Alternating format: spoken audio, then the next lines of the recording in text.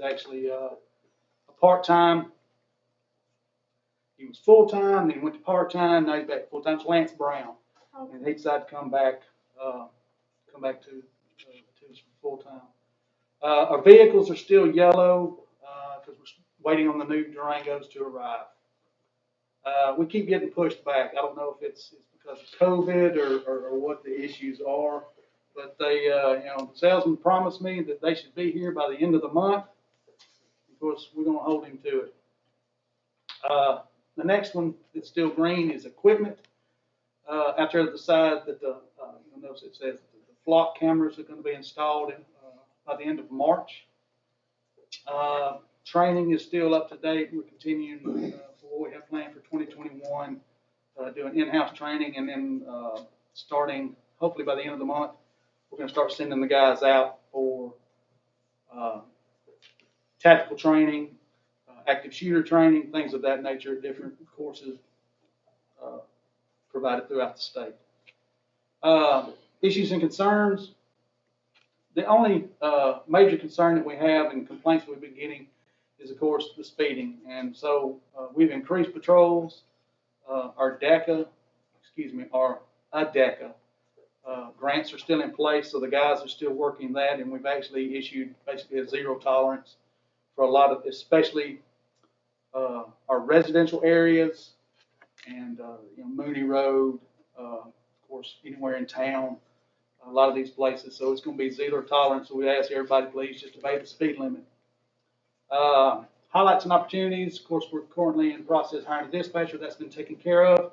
And then the new one is the new flock cameras that we're going to install to assist with investigation and apprehension of wanted persons. A quick thing about the cameras. The flock cameras came to us through Southern Company Safety. And this is a camera that not only us, Helena, Alabaster, Pelham, I think the only city in Columbiana that doesn't have, only city in Shelby County that doesn't have it is, I believe, Harpersville. Everybody else has it. These cameras take pictures of tags and vehicles. It's not a full-time video. You just take snapshots. And what you can do with these systems is, just for an instance, let's say we have an incident going here in Columbiana. Say we have a robbery. Okay, we can enter the vehicle that we suspect, either a description of the vehicle or a tag number. We can enter it into this system. Okay, and so if this vehicle passes one of these cameras, either ours or any of the surrounding agents, even Birmingham and outside of us, then we'll get a hit on this camera. Also, if there's people that come into town that are in vehicles that are either stolen or the registered owner has warrants or anything of that nature, if they're wanted in questioning, it'll take a picture of that camera and automatically send a hit to us through our dispatch, alert us, and it's going to be set up to where even the guys will get it on their MDTs, which is their in-car laptops. And so we'll get immediate notification that this vehicle is coming to our city, and we can start looking for it. The good thing about it is Alabama Power provides the camera. They provide the poles. They provide the power. The only thing that we pay for is the data. That's the only thing that we own. So we're not incurring any maintenance on the cameras. If they're damaged or anything like that, that's all covered by Southern Company. We've got one set up, and we'll be setting it up in the area. But what that one, buying it does, it allows us to access all the other ones. So we can access Birmingham, we can access Pelham, we can access Alabaster, we can access whoever is on this system. We can access their cameras, and we can put our information into their cameras, and then we can receive their information to ours as well. So it just kind of puts us into this whole big network. We actually caught a guy earlier this year that was a rape suspect. And using these flock cameras, after we entered his truck information, the very next day we got a hit on this truck in Montevallo. Wow. We informed the Montevallo, The very next day, he came back through Mono Valley and he was picked up and arrested. I mean, that's just, the technology is something else, and I think it will truly, uh, assist our department and bring us up to a better level. Well, they all CSI. Yeah, Are they on the dash of the car, or are they? no, They're mounted. they're actually mounted on a pole, facing a direction. The one that we're gonna have is actually gonna be on 47 South, all the way out at the city limits, looking back into the city. So if somebody comes through, it gives us plenty of time to not only get the hit, but we know in the area that they're traveling. Gives us a little bit better time to respond. So we're only getting the one? Yes, sir, we had it in the budget to do two, and that was a misfiguring on my part. So we're gonna do one now, and, depending on how well this one works out, next year, then we'll look at adding some more to it. So is that the same type of camera that you see some of these pictures you use for like speeding? It's, yes, sir, it's basically the same thing. It's along the same lines of the LPR, which is the license plate reader camera, but it's, you don't occur the maintenance or, maintaining the cameras. All you're paying for is the data. Any other questions for Chief Powers? I have one comment I'd like to make about the speeding. Yes, sir. I've had a couple of telephone call complaints about, and I've been telling everybody I was going to speak to you about it. I haven't, okay? About speeding on Highway 25 between Browns and the Animal Clinic. Speed limit there is 55, and as you go down towards town, it's 45. And I mean, the second time I got a call, I was on the road myself, and somebody whizzed past me then. And so the other concern was this passing, as to whether or not it ought to be double yellow lines and that sort of thing. So I looked into it. I didn't realize, but I thought being in the city that we, the city, could change the speed limit, but we can't on the state highway. And AlDOT has to do a traffic study to reduce speed limit, but I am going to ask them to do that. I'd like to see it be 45 from when you come in the city limits from Wilsonville all the way until you go out on the other end. And I think the double yellow line's a good thing because we have those retirement communities and those housings, and coming out, if somebody's passing somebody at a high rate of speed in there, it's kind of dangerous. So, but please, as you're watching for speeders, keep an eye on that area down there as well. Any other questions or comments for the chief? Okay, admin, Charlene. Let's see, for safety, we have had no injuries this fiscal year. Our budget, we're doing good. Our revenues are up and expenses are down, so that's very good. Staffing, we are currently fully staffed. Facilities, everybody knows City Hall needs to be updated, but we need no repairs at this time. And for training, I will be attending revenue officer training in April, and actually when I do that, I will have completed the courses, so I'll be certified revenue officer after that. Okay, I'm gonna skip to the backup. I was gonna put a link in there, but didn't do that. Oh, there we go. So, this is kind of a summary of the top part is the general fund budget through the end of February. And as Charlene mentioned, the budget year to date was $2 million as far as revenue is concerned, and we've received almost $2.4 million in revenue. And the expenses were budgeted was about 1.7, and we've only expended about 1.4. So as she said, revenue is up, expenses are down. Our plan was to be about 265,000 better than budget, or have a budget surplus about 265. We're currently at almost $1 million. Now our end of year is only 635. So a lot of this stuff is timing. I don't like for us to necessarily count our chickens before they hatch, but Again, this is sort of the graphic. The big blue bar is the largest part of our budget, which is the administrative department. That's where most of the revenue and expenses occur. And then the second largest one is the sewer. So you can see this is what we budgeted, and our revenue is clearly above that. This is the expense side. You can see this is what we budgeted, and our expenses are below that. I threw in one other thing because cash is king, and so this isn't. We actually had a new cash report come out today, but we're sitting on pretty close to $2 million in cash, and that's, from what I understand, about almost $500,000 above what we typically would have. Again, don't want to be counting our chickens before they hatch, but at least things are looking in the right direction. I asked Charlene today to prepare a cash flow forecast, basically to take a look at where we are today, what our anticipated revenues and expenses are to the end of the fiscal year, and get sort of what our anticipated cash position will be at the end of the fiscal year. And depending upon that, then maybe we can dip into the piggy bank. Okay, any other questions for the city clerk? Charlie, two questions. Does that revenue, does it include the Old Mill Square potential refinance? Probably not. No, she can, when she does her forecast, she can put that in there. And where's your training in April? Just curious. What? Or Your what? training in April? It's in Tuscaloosa.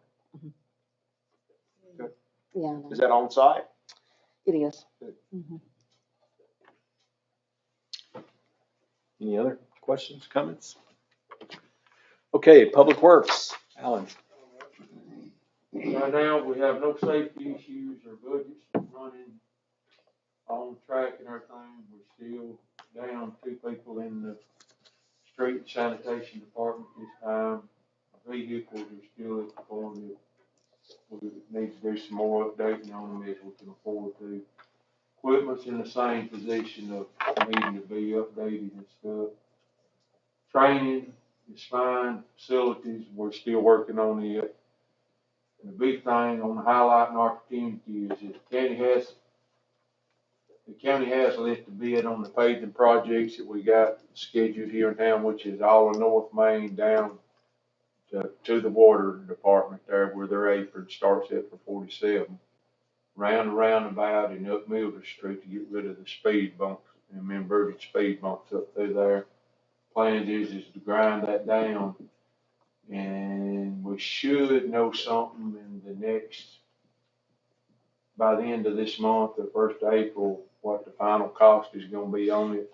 It may not be as bad as we think it is, the way they're talking now, because Wiregrass or Dunn don't have no big jobs going on, but if something was to pop up and they've got a big job on the interstate, that's gonna drive the price of asphalt up. And they're planning on hopefully they start doing all the paving by midsummer. I hope we're on the, I understand we may be the first in some of the list since they are gonna be paving Mooney Road and stuff. And we did apply for the grant through Rebuild Alabama, and for the 2nd year in a row, we was not awarded anything. The only one in Shelby County that got anything here was, Benson, I believe, or Harpersville one. Last year, Clear got it. It was Benson, Harpersville one on one that got anything in Shelby County this year. The rest of them was in different areas and stuff. Of course, me and the mayor's talked about it, and he's checking in to see, if there's something we're doing wrong or something. We should have got something out of it for the last 2 years. Yeah, I'm disappointed. Yeah. It would have been a big help. I think that grant was $250,000 if we didn't get none out of it the last 2 years.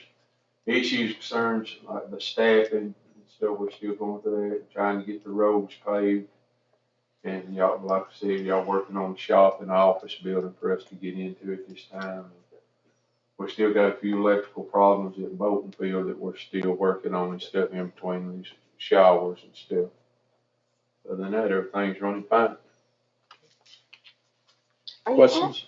Are you having any applicants for the jobs? I've had one in the last month on it. Either they can't pass the background check, just, or have a bad driving record, the ones I do get, or they just, ain't nobody interested in going to work. Any other questions? Okay, thank you, Alan. And the court, we got the judge here tonight. Right. Here come the judge. You can stand over there. You- I've had my first shot. I've had them both. So you can stand right in front of me if you want. Can you show us how that kiosk works before you leave too? We have, somebody that can do that. We have somebody to do that. We haven't had any safety issues. We have a police officer, here at every court. We do wand, anybody that, we haven't had anybody really act particularly stupid lately. We have had some folks cause a problem in the 4 year before. I looked at the budget, Charlene produced. We're, of course, the court budget is always in a flux. And there's so many different factors. What the police department does, the overall economy, actually, this is a pretty good season, part of the year for us, because people get their income tax return. And they'll take their income tax return and they'll pay backstop with it. And a lot of times we'll get paid court fines that are outstanding because they get their tax returns. So staffing's good. Liz and Bree do a good job in court. They make my life easy, which is a good thing. You're sitting in the facility, so I guess that is what it is. You're sitting where we have court. The court has no vehicles outside of the electronics that we use in the courtroom, and this kiosk that we have for payment is the only real equipment that we have. The virtual hearings for the jail, I understand that you're trying to hook that up. Is that right? There's some electronic problem there that the county guy has got to fix. We're supposed to get that done, I'm where not we sure. can have video conference with the jail here. I think Liz is working with him on that. Right, because you have to have a hearing within 48 hours of arrest for a misdemeanor. You have to give a misdemeanor defendant a hearing within 48 hours, and the magistrate can do that. The next court's March the 23rd. That's our short court. That's trial. Again, some of you have mentioned they'd like to come to court. Please come to court, but come on the first court day. Don't come on the second court day, because there's really not a lot to see on the second court day. We have fines going back. I think we've cut them off at 9 years. I think we took all our warrants that were 9 years old and older and just chunked them, because the chances of collecting those are almost non-existent. And we turned them over to the state. And we still got them. We haven't relinquished them. We haven't dismissed them. But we turned them over to the state. They've got this program where if you turn them over to the state and give social security numbers and addresses, they can actually tie the defendants back to the refunds for the state. And we don't ever collect. We never have collected a lot of money for that, but it's basically a new program that people have got money coming back on their state income tax. Then if we notify them that there's a fine due, there's a possibility that we can get some money on that. And I think we had a significant number of old cases. And we still have those, and they can still walk in and pay them here, and there's still outstanding warrants on those cases. That just gives us another possibility, as remote as it may be, of collecting some money. Prosecutor's working well. Mr. Simmons is working well. Ms. Beauchamp is working well. It works really well to have a prosecutor and defense counsel, and everybody knows kind of where they are. They know what I'm going to do, and it makes things flow a little bit smoother. But particularly on the first court date, or on the second court date, I don't care. You please come and kind of observe it. It's just a little bit of organized chaos, but we get it done, and don't have any major issues at this point in time. Things are running almost too smoothly. It scares me sometimes, but things are running well. Okay. Any questions for the judge? One thing on the, I forget the name of this system where that you can get their tax refund money and to pay the past due fines. Municipal intercept. Yes, intercept. So is there an age limit on those? Like you mentioned, the stuff that was over 9 years old. I mean, could you say anything over, I mean, could it be a month past due and you could still get it? If we have an outstanding warrant and we've got the data to send to Montgomery on that, defend that, I don't think there's a time limit on it. Okay. We just annually, we've been doing it for years. Annually, we just go through and purge our outstanding cases. Because some people, and we found people that actually died that we didn't know about. And then after 9 years, there've been warrants outstanding. They're in the NCIC system. The warrants are issued in the NCIC system. So if they're picked up in Los Angeles, it'll show a warrant for the city. Does that help us collect that? Maybe not. But it does show that there's a warrant outstanding for the city of Columbia. And we, like I said, we purge those at about 9 years just because it just doesn't seem like any further than that. It makes a whole lot of sense. And one other thing too, as far as these things right here, get with Liz.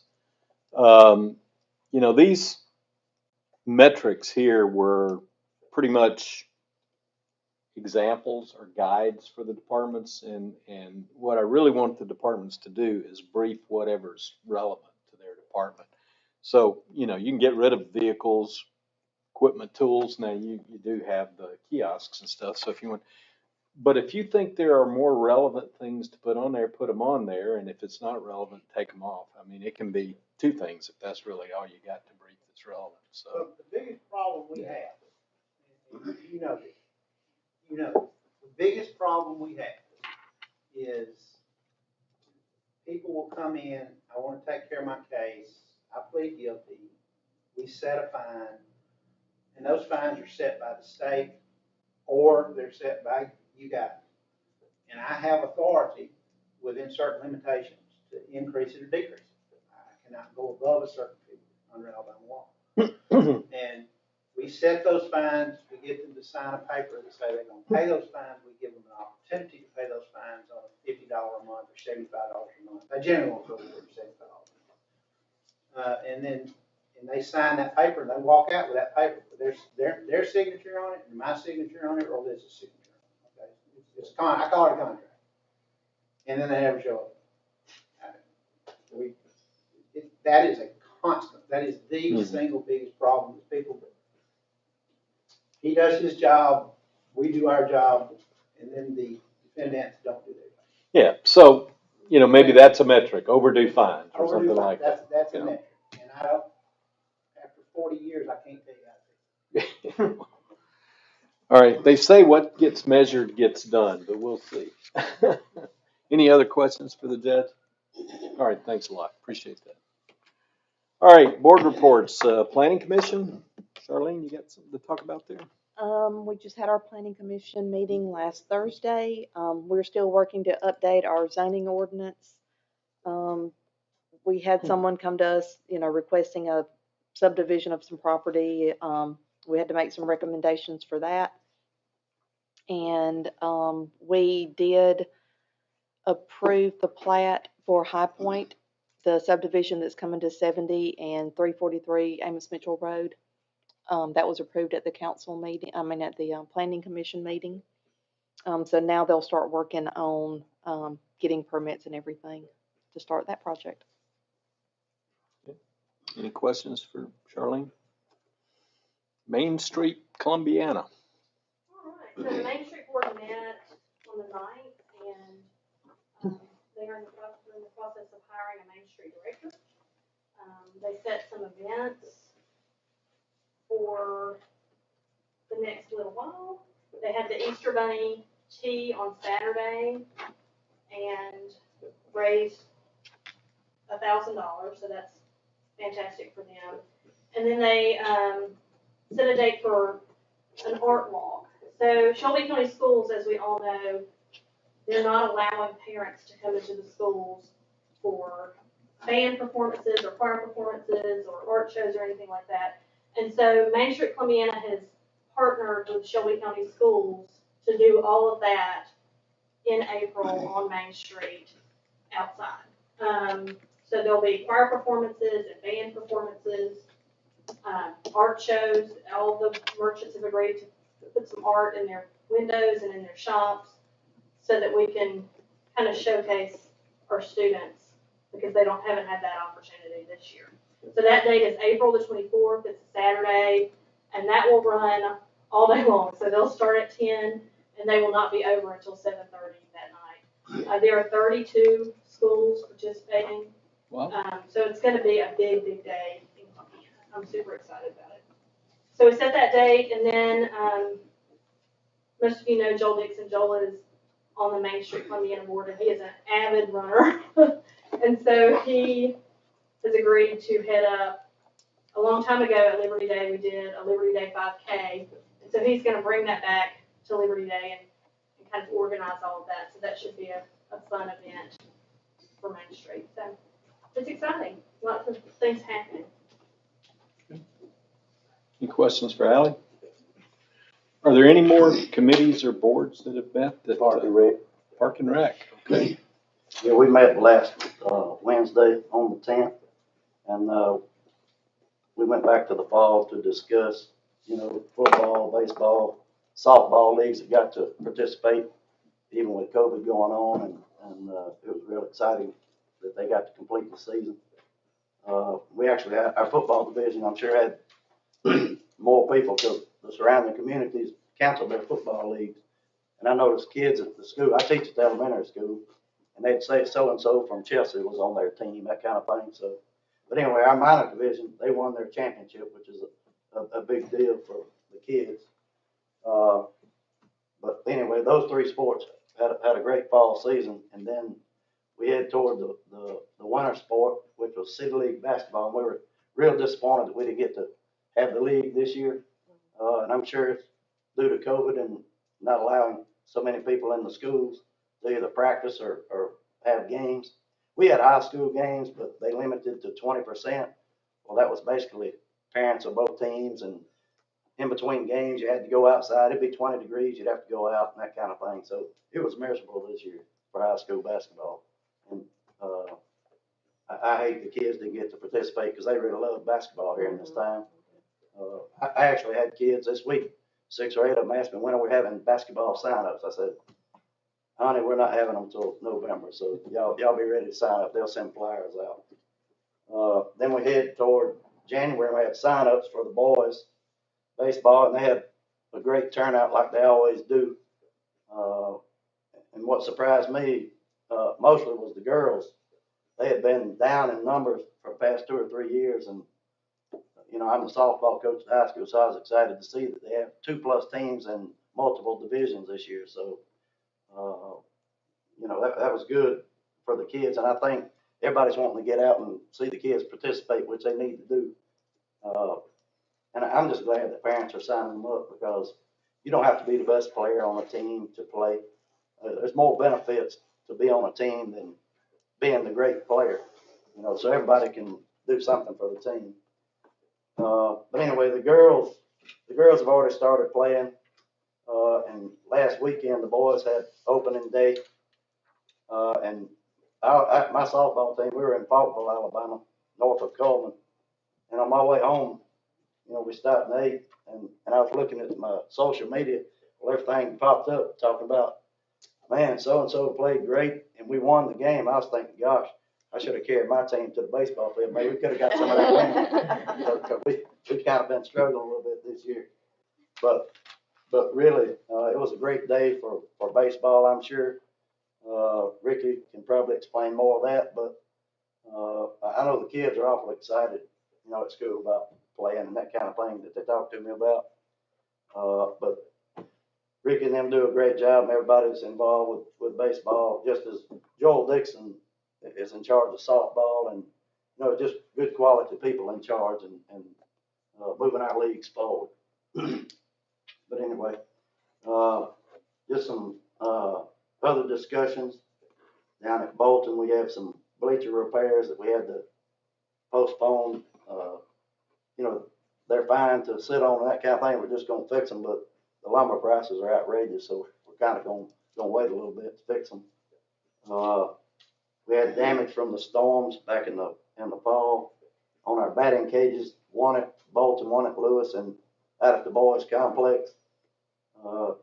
And I think Alan's getting quotes for that, is that right, Alan? Yes. Okay. They had some bleachers that needed to be assembled for the boys, and he completed that so they could have bleachers for the opening day.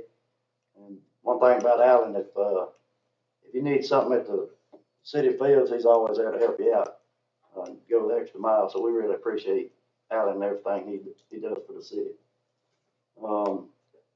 We talked about one other thing. The city had some basketball goals that they have in storage, and talking about where we could put them. And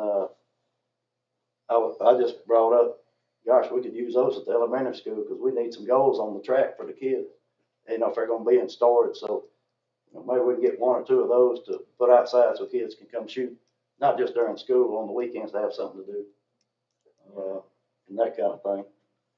And one last thing, Richard Sutton is in charge of the umpires, and he said he's desperate for some umpires. So if anybody would like to be an umpire, contact him. Yeah, it's a thankless job.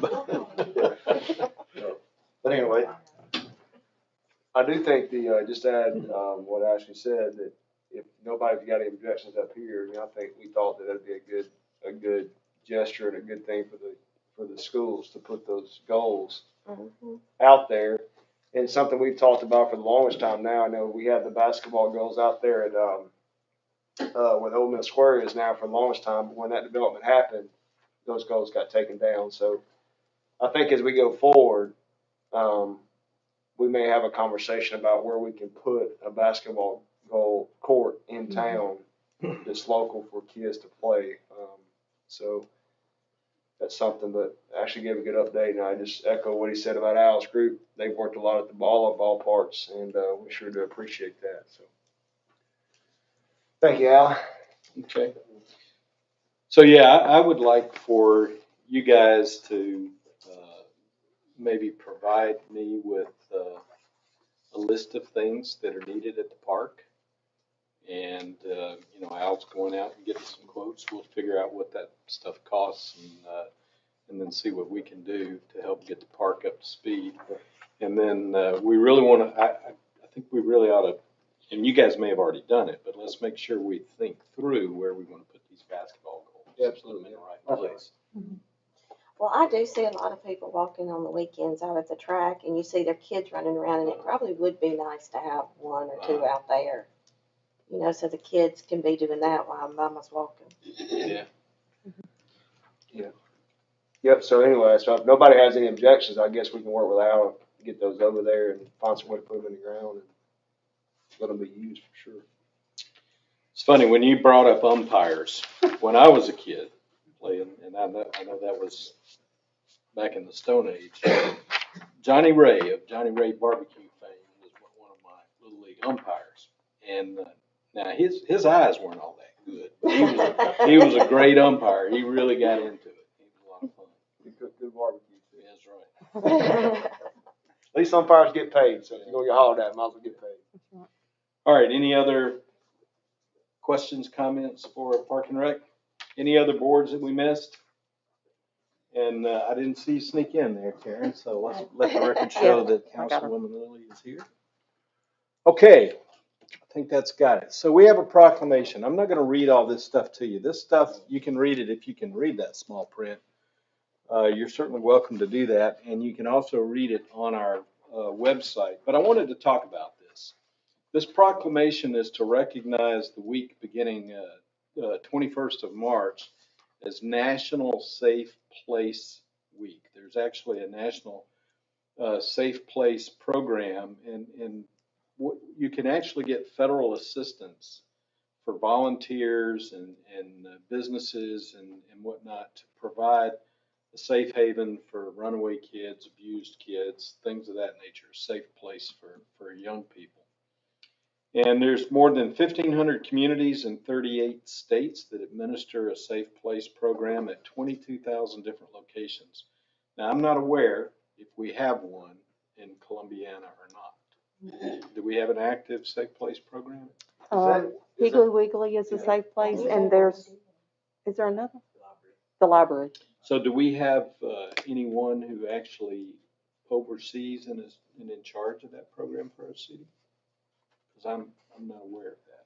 I don't even know who control, no, I don't know from a city perspective, I don't think so. I think Yeah. the individual business has a person that's in control of the. Right. So anyway, I think that's something as a council we should take a look into and see to make sure that if we're going to have that program in the city of Columbiana, and I think we should, that And it's we need to know where they are. properly Mhm. administered and then there is funding that's available for it. So we want to make sure that we can get the funding to help that out. It says here 359,000 youth have been helped at a safe place location around the country.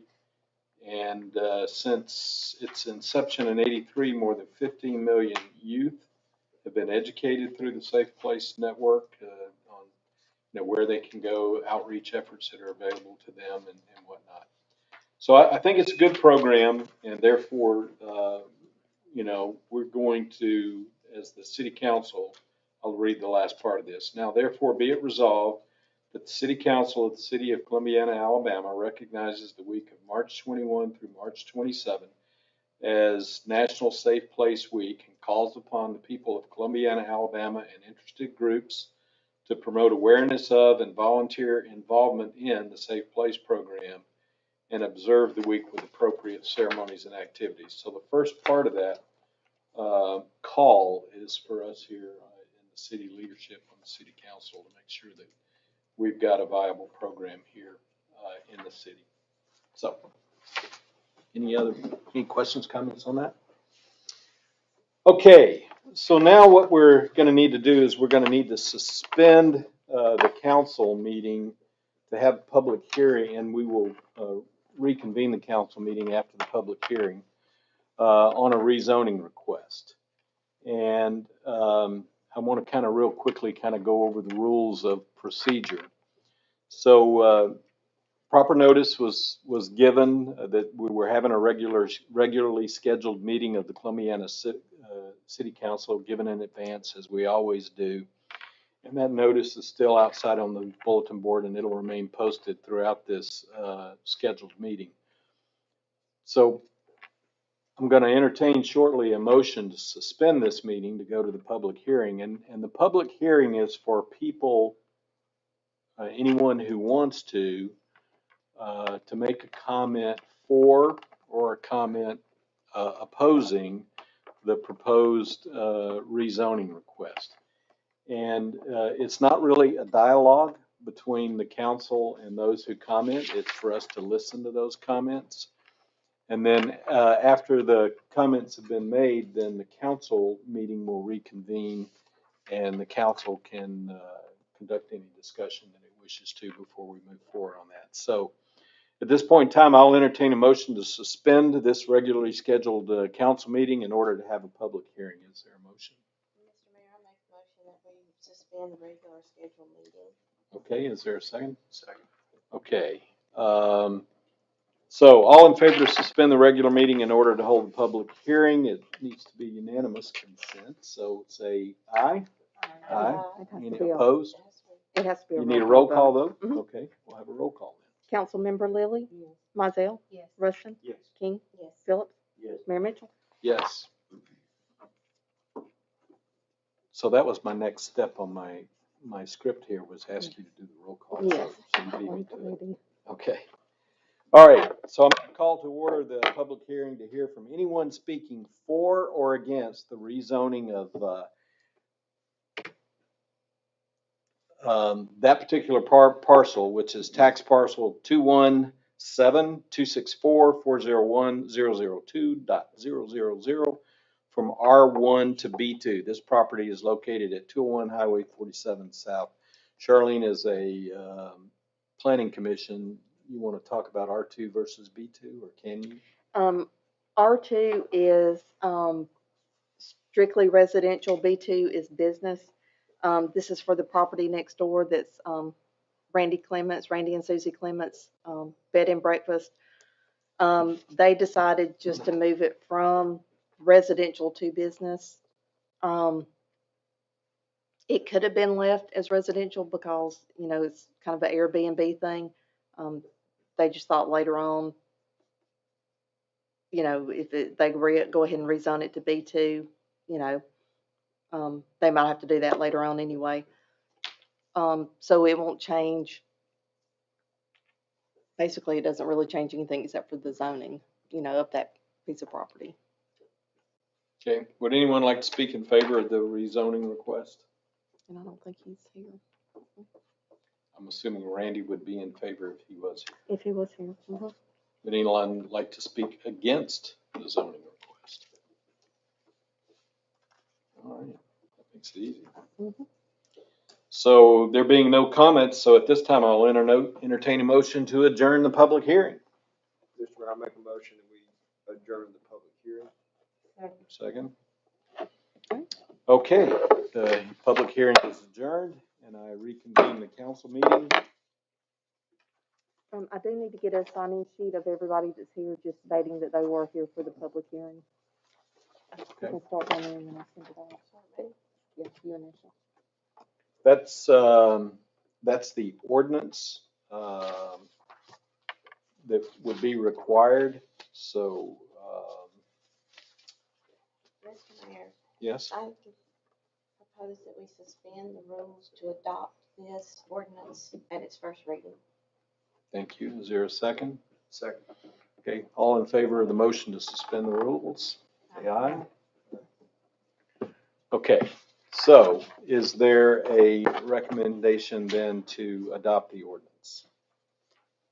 Mr. Mayor, I'll make a motion, we adopt ordinance 022103, it's rezoning property at 201 Highway 47 South, from R2 to B2. Second? I'll second. Okay, all in favor? And it's unanimous. Charlie, I do have a question on that. Would that apply, would lodging tax apply to that? It does, because it will be a rental property, so yeah, city will get, lodging tax off of those. Okay. All right, is there any old business that we need to discuss? Any new business that anyone on the council would like to bring up?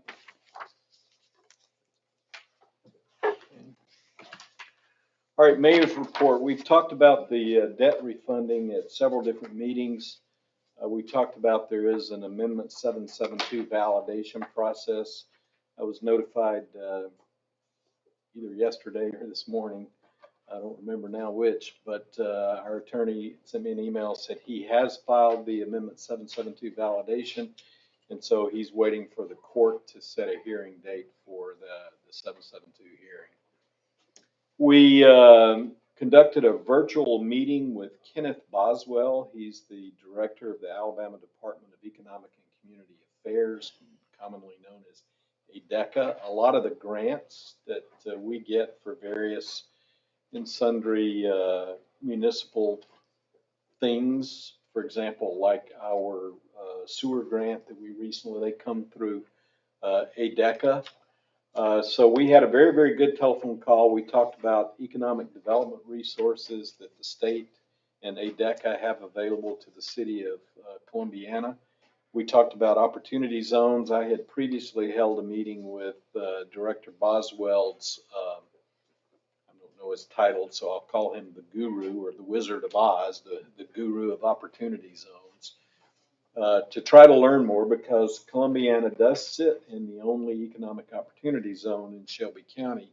And I want to try to, and not all of Columbiana, but about half of Columbiana does. I want to try to make sure I understand how that works and do everything that we possibly can to take advantage of those opportunity zone initiatives to try to attract investment in our city.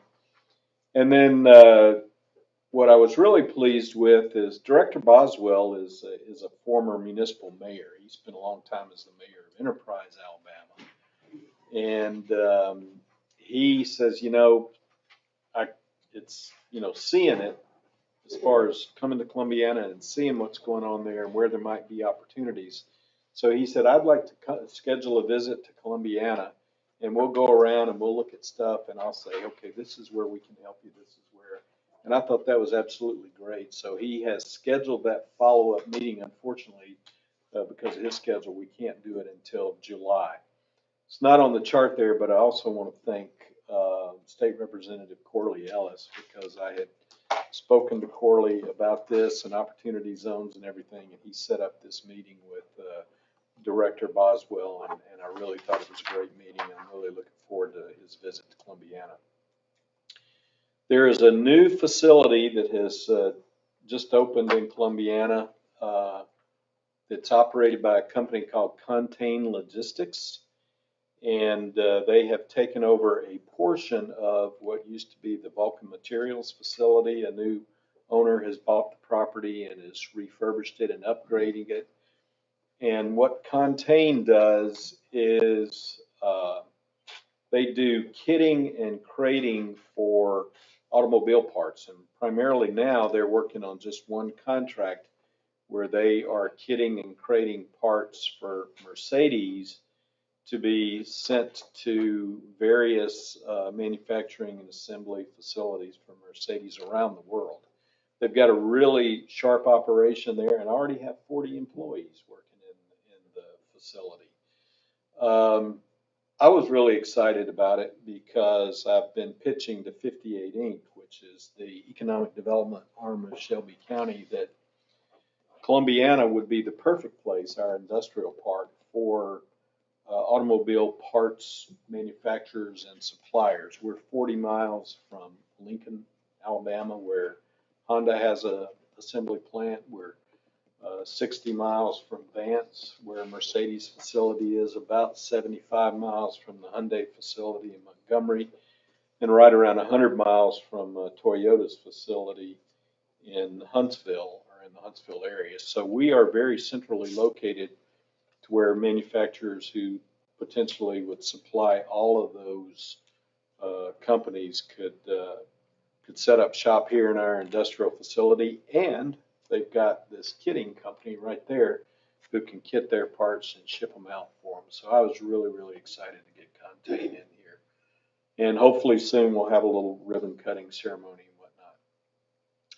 We've been having these monthly economic development forums in January, February, and now March, which will be the last one.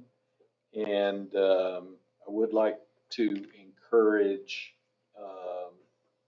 all of our council members who could possibly make it, as well as we'll go back to some of our relevant board members to attend our 24 March session, which is actually going to be at City Hall in Chelsea. These have been really good sessions to help us learn about the tools and resources that are available to us for economic development. So that's about all I've got to report for right now. And announcements. Allie, this is typically your show. So tomorrow, March 17th, is a COVID vaccination clinic at Old Spring Park. They are actually, it was a 1,000-dose clinic, and it was going to run until about 4 o'clock. But after 12 tomorrow, they have moved all of those appointments to Thursday because of the weather. And so if you have a COVID vaccination appointment after 12 o'clock tomorrow, you'll just come Thursday instead at the exact same time as your appointment. Let me interrupt you. How did they get the word out to that? Did they call all those people? I got They, email. everybody, so they have everybody's cell phone number and your email address, and so you Okay. get like bombarded with text messages. Okay. So those should have all gone out this afternoon. Okay. Did you get yours? Mhm. Okay. So, and that, because of that cabin fever coffee, because of the weather, they have canceled for tomorrow, so they will not be here tomorrow. Thursday is another COVID vaccination clinic, and that one, which was supposed to just be a 500 dose clinic, will now be 1,000 doses. So that clinic will run from 8 until about 4 o'clock on Thursday. There'll be 2 food trucks here, Smoke on Wheels and Frio, which are Popsicles Ice Cream Company. Then Monday, the 22nd through next Friday is Shelby County Schools spring break. I know a lot of kids are excited about that. And then next Thursday, the 25th, there's another COVID vaccination clinic at Old Mill Square. So there'll be a vaccination clinic at Old Mill Square Park at the Grand Hall every Thursday through April 15th. Then upcoming, Thursday, April 1st, more vaccine clinics. City Hall is closed for Good Friday on the 2nd. And then a beautification board meeting on April 5th. And then art walk in Columbiana, April 24th, which is a Saturday. Do you still book those, vaccinations through the county website? Yes, so every Tuesday morning at 9 o'clock, Shelby County opens up appointments for vaccinations. So you can go to shelbyal.com and right on the home screen of their webpage, you can click on COVID information and it pulls up. But right at 9 o'clock, those appointments come available, and by 9:30, they are all gone. So if you want a vaccine, you can log on to the Shelby County website and make an appointment for those Tuesday mornings, every Tuesday morning. I think our local teachers are getting vaccinated at UAB on They Friday. are, so that's good. And I think I saw they're opening up a new wave of, They did. So as of types. Monday, whatever. they've opened it up a little bit wider. But is it still age dependent though, do you think? No. As of Monday, I think we're 1C. It'd be 1C. And so that's anybody 16 to 65 with a medical condition. So that opens it up to a lot more people. Okay, anything else for Ally? All right, any public comments or questions from anybody? Oh, we got a couple. All right, we'll go in the front first. I just wanted to say thank you to you and Mr. Allen for the expediency of the crosswalk situation. Well, we hadn't done anything yet, have we? Put the sign. Weren't they already there? Yeah, it's already there. The signs have been there. They were there. Cause I went out and looked, and that's, and I saw the signs there, but I'm like you, I didn't notice them. And here's a comment that I did make, and I don't know that we can do anything about it. But if as you're driving along, if you're in a car especially, and not a truck, they're not necessarily at eye level. So if you're looking at the road, you might actually not see the crosswalk sign. And of course, the crosswalks do need to be painted. Again, we talked about this with the group that I had here from 58 Inc. yesterday. There may be an opportunity with ADECA, and also that road is questionable, and I was going to talk to our city attorney about it as to College Street as to whether or not it is a state highway or not, because when you get to the traffic light now, it's Highway 70, which makes it state highway. The traffic light at McDonald's and CVS. So the one that stretch between traffic lights may or may not be a state road, and the painting of it may be all up to us. If it is, we'll do that. But if I can get the state to do it, I'd rather do it on their nickel. Well, thank you. I'll tell you what, use that one in for the next thing you do. There you go. Okay, Susan. I was just gonna let y'all know, again this year, the Birmingham Kennel Club, the Tuscaloosa Kennel Club is gonna be here the 8th through the 11th of April. From 8 in the morning to 6 at night. They bring in 2,000 to 5,000 people every year. And it seems like we never do anything special for them. We give them no recognition, no nothing. We are just missing a good opportunity to have people come into our city and see what we've got. So the kennel clubs. It's the Birmingham Kennel Club and the Tuscaloosa Kennel Club. Is it associated with a dog show or anything? Yeah, Mhm. it is. It's a dog show Okay, at and the where's it exhibition at? center. Is It's it at the the exhibition exhibition center? And when is that? It's April the 8th, 9th, 10th, and 11th, Thursday, Friday, Saturday, and Sunday. All right, it's a good input. I appreciate that. I mean, it's really, if you've been to one, it's free. I think they charge to park, but it's massive. I mean, they have a ton of dogs, a ton of people. Good. Any other comments? All right. Well, if there's no other business, I'll entertain a motion to adjourn. I'll make that motion. I'll second. Okay.